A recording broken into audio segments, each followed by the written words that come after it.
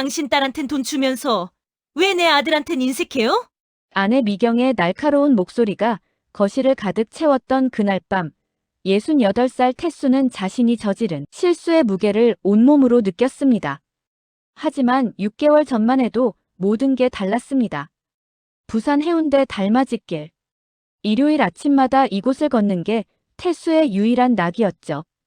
아내를 떠나보낸 지 23년 혼자 사는 삶에 익숙해졌다고 생각했지만 빈집으로 돌아갈 때마다 가슴 한쪽이 텅 비는 느낌을 지울 수 없었습니다. 혼자 걸으시네요? 어느 봄날 벚꽃이 흩날리던 그 길에서 미경을 만났습니다. 65살, 단정하게 빗은 머리, 밝은 미소를 지닌 여자였죠. 저도 혼자예요. 같이 걸을까요? 태수의 가슴이 뛰었습니다. 이 나이에 이런 설렘이라니. 둘은 자연스럽게 커피를 마시러 갔고 이야기를 나누기 시작했습니다. 미경도 남편을 7년 전에 잃었다고 했죠. 혼자 사는 게 이렇게 외로운 줄 몰랐어요.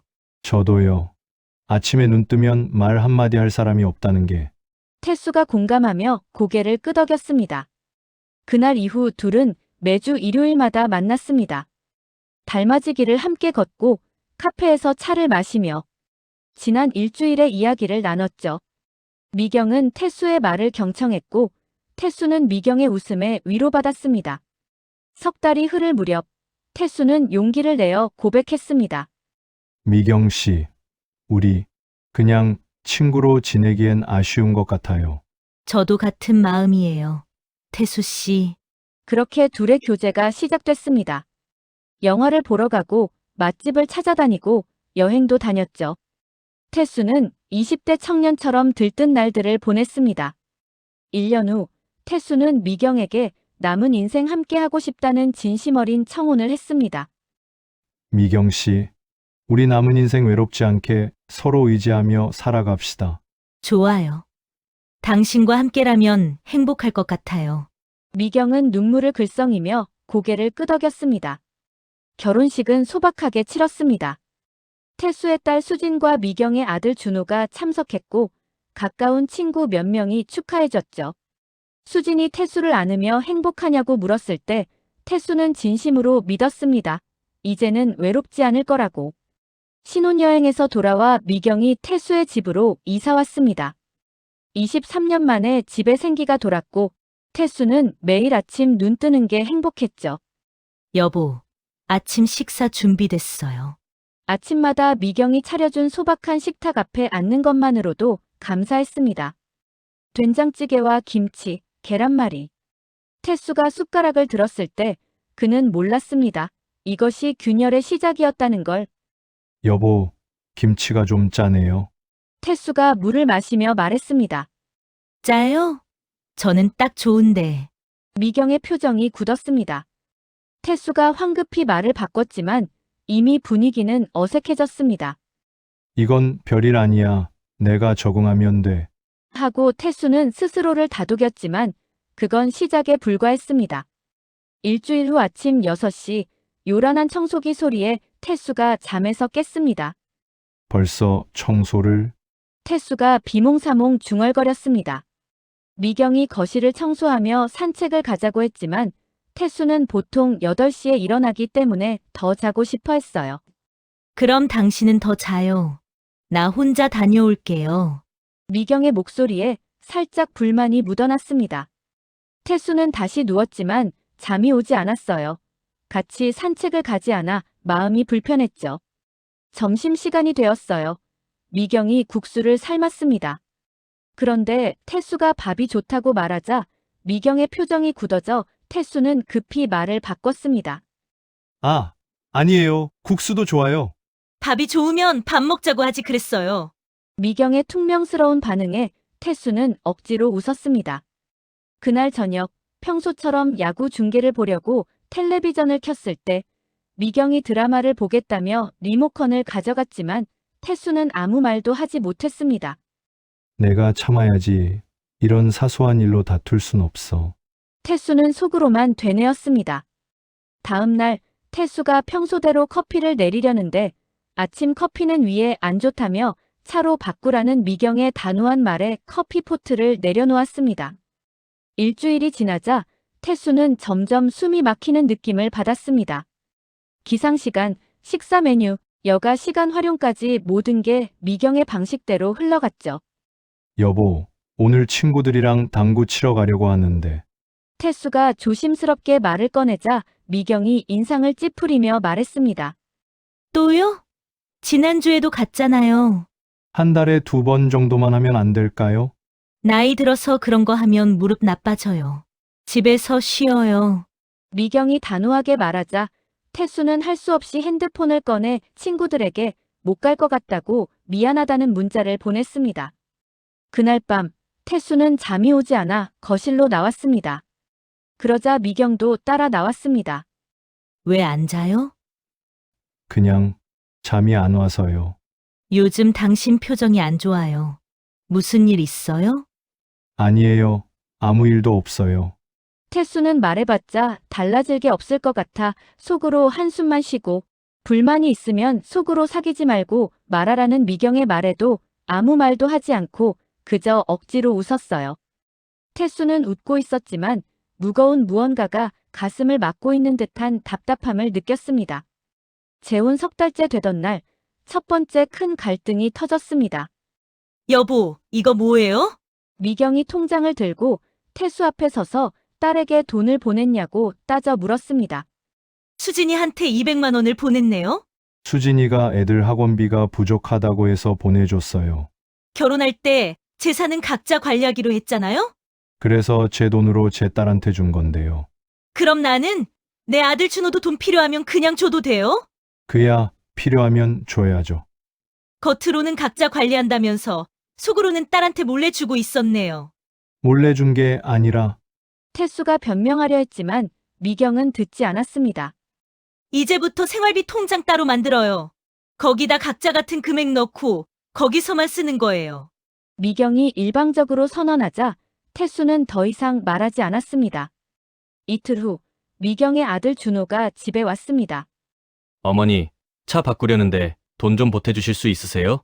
얼마나 필요한데? 1,000만 원만 빌려주세요. 나중에 갚을게요. 알았어. 내일 보내줄게. 미경이 흔쾌히 대답하자 옆에서 듣고 있던 태수가 참지 못하고 물었습니다. 여보, 우리 생활비 통장에서 아니요, 이건 내 개인 돈이에요. 그럼 수진이한테 준 건? 태수가 따지려 했지만 미경이 차갑게 말해 할 말을 잃었습니다. 그건 몰래 준 거잖아요. 이건 내가 당당하게 주는 거예요. 아들 준호가 나간 뒤 태수가 조심스럽게 말했습니다. 여보, 아까는 좀 불공평한 것 같아서. 뭐가 불공평해요? 내 돈 내가 쓰는데. 그럼 저도 제 돈으로 딸한테 주는 건데 왜 뭐라고 했어요? 그건 사전에 얘기 안 하고 몰래 줘서 그래요. 그럼 준호한테 주는 것도 저한테 먼저 얘기해야 하는 거 아니에요? 뭐, 지금 나한테 허락받으라는 거예요? 그게 아니라 태수가 말하려 했지만 미경은 방으로 들어가 문을 쾅 닫아버리고 태수는 거실에 혼자 남아 아무 말도 못하고 소파에 주저앉았습니다. 한 달 후 딸 수진이 손주 지훈이와 함께 집에 왔습니다.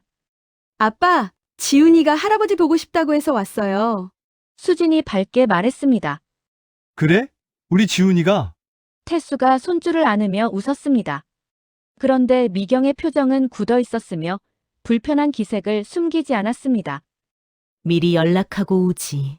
저녁 준비도 안 했는데. 죄송해요. 갑자기 시간이 나서 왔어요. 저희 아빠만 보고 일찍 갈게요. 수진이 어색하게 웃으며 미경의 눈치를 보며 말했습니다. 왜 빨리 가려고 그래? 저녁 먹고 가. 태수가 말했지만 분위기는 이미 어색해진 뒤였습니다. 수진과 지훈이 나간 뒤 미경이 입을 열었습니다.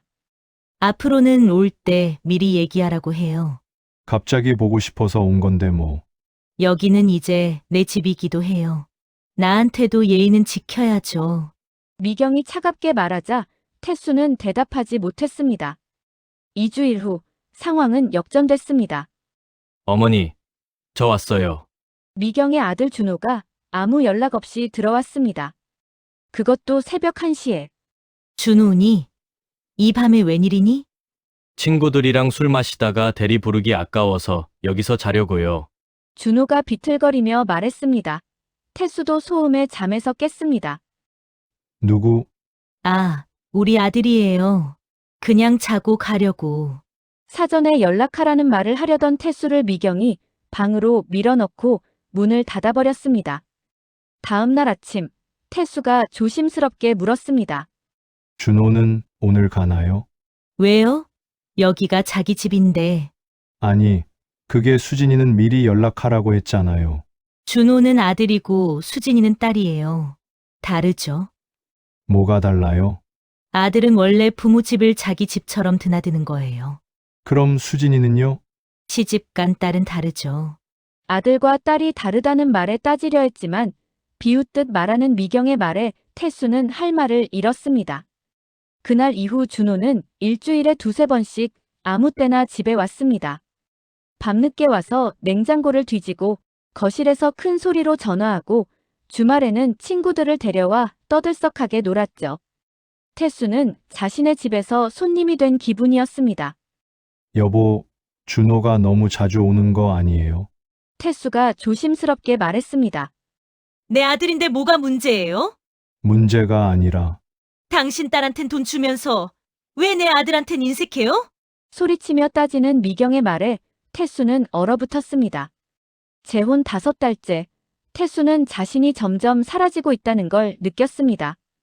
여보, 오늘 골프 약속이 있어서 골프. 당신 허리 안 좋잖아요. 취소해요. 한 달 전에 잡은 약속이라 안 돼요. 건강이 중요해요.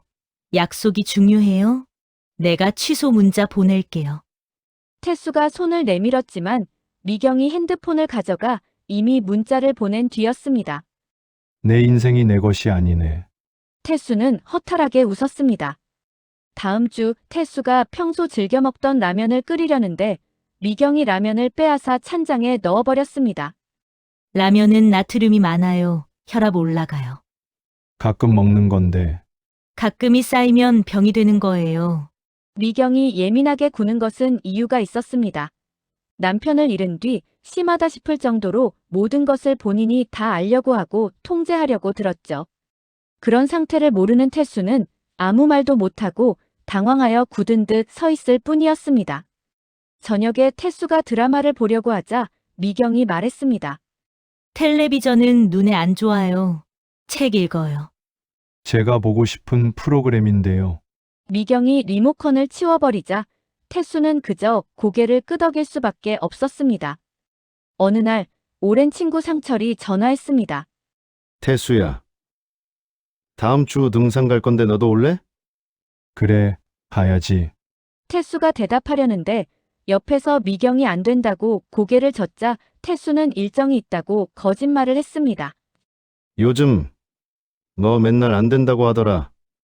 재수 씨가 안 보내주냐? 상철이 농담조로 물었습니다. 농담이 아니었습니다. 사실이었죠. 태수는 그냥 몸이 안 좋다고 얼버무렸습니다. 전화를 끊은 뒤 미경이 말했습니다. 등산은 위험해요. 나이 들어서 산에서 넘어지면 큰일 나요. 저 30년째 등산하는데요. 과거는 과거고 지금은 지금이죠. 이제 나이가 있잖아요. 미경이 단호하게 말했습니다. 태수는 더 이상 말하지 않았습니다. 며칠 후 친구들과의 모임이 또 잡혔습니다. 태수는 이번엔 미경에게 말하지 않고 몰래 나가기로 했죠. 여보, 잠깐 동네 산책 다녀올게요. 태수가 거짓말을 하며 나가려는데 미경이 물었습니다. 어디 가요? 그냥 공원에. 태수가 얼버무렸습니다. 공원에 정장 입고 가요? 미경이 태수를 위아래로 훑어봤지만 태수는 대답하지 못했습니다. 친구들 만나러 가는 거죠? 미경의 목소리가 차가워졌습니다. 태수가 부인하려 했지만 미경은 이미 알고 있었어요. 거짓말까지 한다는 미경의 비웃음에 태수는 조용히 정장을 벗고 방으로 들어갔습니다. 그날 밤 태수는 거울을 보며 중얼거렸습니다. 나는 누구지? 재혼 6개월이 지나자 태수는 완전히 고립됐습니다. 친구들은 더 이상 연락하지 않았습니다. 몇 번이나 약속을 취소하니 눈치를 챈 거죠. 딸 수진도 자주 오지 않게 됐습니다. 미경의 차가운 태도에 불편함을 느낀 탓이었습니다. 괜찮냐는 수진의 전화에 태수는 거짓말을 했습니다. 괜찮다고. 하지만 전혀 괜찮지 않았습니다. 아침에 일어나도 하고 싶은 게 없었습니다. 미경이 정해준 일과를 따라갈 뿐이었죠. 6시 기상, 산책, 아침 식사, 텔레비전 시청, 점심, 낮잠, 저녁 준비 돕기, 저녁 식사, 설거지, 취침. 매일이 똑같았습니다. 변화도 없었고 기대할 것도 없었죠. 여보, 오늘 날씨 좋은데 어디 나갈까요? 태수가 제안했습니다. 어디를요? 바닷가나. 바닷가. 햇빛 강해서 안 돼요. 피부암 걸려요. 그럼 공원. 태수가 다시 제안했습니다. 공원도 사람 많아서 싫어요.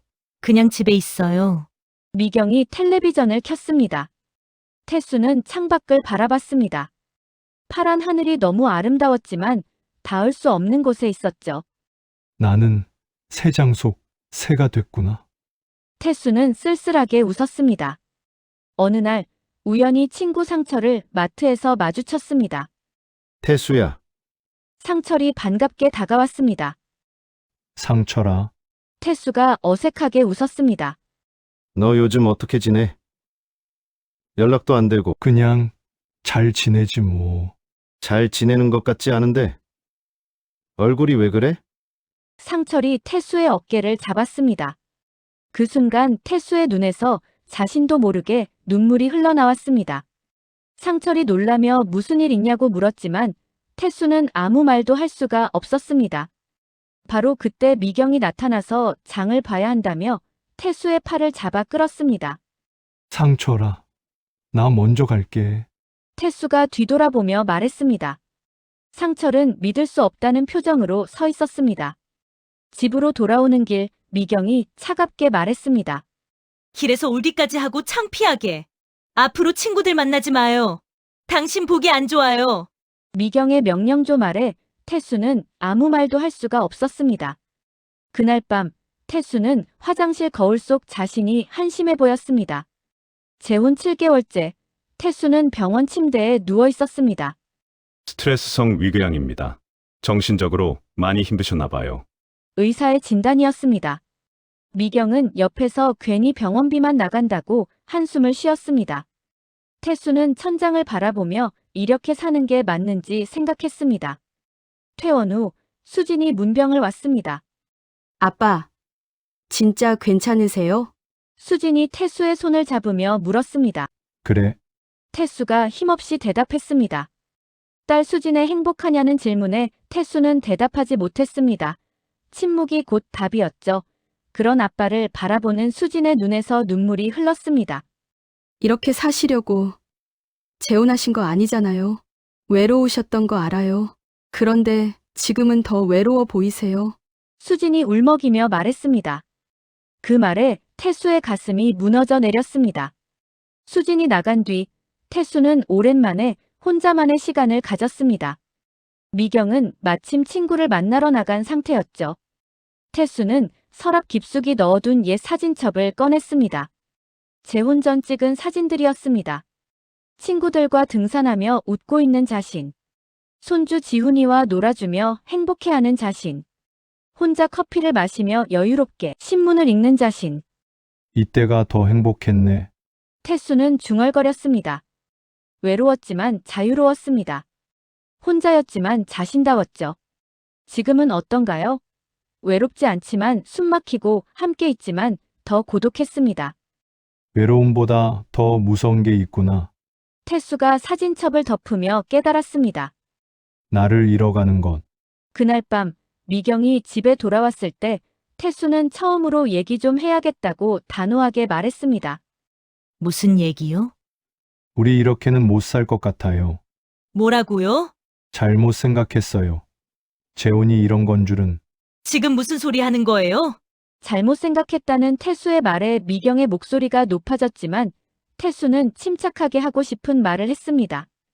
당신 잘못이 아니에요. 제가 준비가 안 됐던 거예요. 그럼 이제 와서 뭐 하자는 거예요?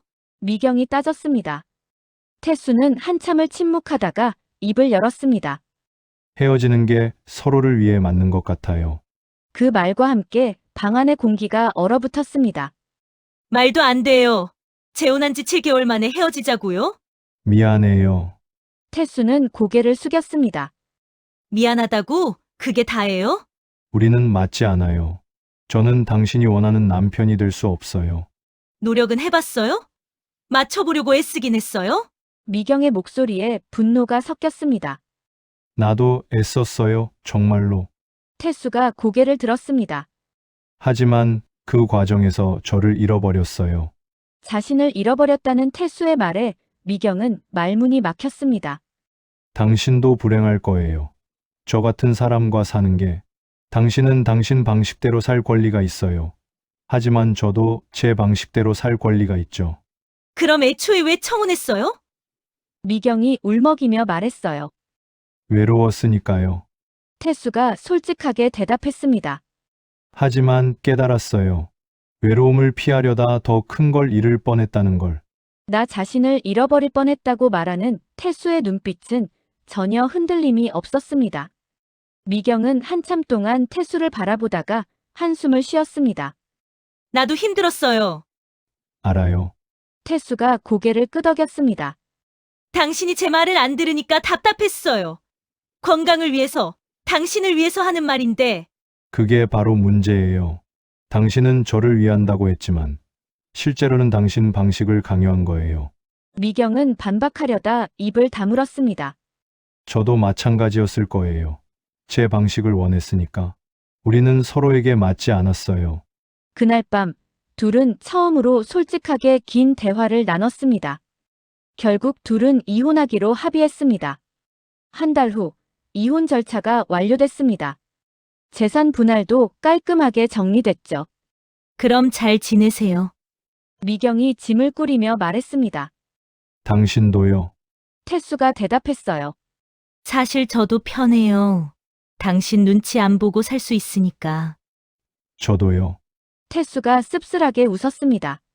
미경이 나가고 집은 다시 비었어요. 하지만 이번에는 달랐습니다. 텅 빈 집이 숨막히지 않았습니다. 오히려 자유로웠죠. 태수는 오랜만에 커피포트를 꺼내서 천천히 커피를 내렸습니다. 커피를 마시며 오랜만에 편안함을 느꼈습니다. 다음 날 태수는 상철에게 전화해서 등산 약속이 아직 유효한지 물었습니다. 태수, 오랜만이다. 다음 주 등산 약속 아직 유효해? 당연하지. 올 거야? 상철이 놀라며 물었습니다. 그래 갈게. 태수의 목소리에 활기가 돌았습니다. 야, 무슨 일 있었어? 목소리가 달라졌는데. 있었지. 나중에 천천히 얘기해 줄게. 태수가 웃으며 대답했습니다. 일주일 후 친구들과 산에 오른 태수는 후배 진수로부터 표정이 아주 좋아졌다는 말을 들었습니다. 형, 요즘 표정이 완전 좋아졌어요. 그래? 재혼 생활이 좋으신가 봐요. 그러나 이혼했다고 담담하게 말하는 태수를 보고 친구들은 놀라며 걸음을 멈췄습니다. 7개월 만에 이혼해서 안 맞더라고. 그런데 왜 이렇게 밝아? 상철이 의아해하며 물었습니다. 나를 다시 찾았거든. 태수가 산 정상을 바라보며 말했습니다. 정상에 도착했을 때 태수는 깊게 숨을 들이마시며 두 팔을 벌리고 자유로움을 만끽했습니다. 형, 그동안 많이 힘드셨나 봐요. 진수가 조심스럽게 말했습니다. 많이 힘들었어. 외로움이 두려워서 나 자신을 잃어버릴 뻔했지. 외로움이 그렇게 무서워요. 무섭지 하지만 더 무서운 건 나를 잃어버리는 거야. 그 말에 친구들이 조용히 고개를 끄덕였습니다. 하산 후 태수는 딸 수진에게 전화해서 주말에 손자 지훈이와 집에 놀러 오라고 했어요. 정말요? 괜찮으세요? 수진은 반가우면서도 많이 놀랬습니다. 할아버지가 손주한테 맛있는 거 사줘야지. 아빠 목소리가 예전으로 돌아오셨네요. 그래, 수진아. 태수의 목소리는 어느 때보다도 따뜻했습니다. 주말에 수진과 지훈이 왔습니다. 태수는 손주와 실컷 놀아줬죠. 할아버지, 또 올게요. 지훈이가 떠나며 손을 흔들자 태수는 웃으면서 언제든 오라고 했어요. 오랜만에 딸과 손주와 시간을 보낸 태수는 가슴 따뜻한 행복감을 느꼈습니다. 혼자 남은 집은 조용했습니다. 하지만 쓸쓸하지 않았어요. 태수는 커피를 내려 베란다로 갔습니다. 석양이 아름다웠죠. 외롭긴 하네. 태수가 혼잣말을 했습니다. 하지만 자유롭고 나답고 행복해. 그때 핸드폰이 울렸습니다. 친구 상철이었습니다. 태수야. 다음 주 당구 칠 건데 올래? 그래, 갈게. 태수는 흔쾌히 대답하고 골프도 가자는 상철의 말에 활기차게 그러자고 말했습니다. 전화를 끊고 태수는 다시 석양을 바라보며 생각했습니다. 재혼이 나쁜 건 아니야. 다만 준비가 필요한 거지.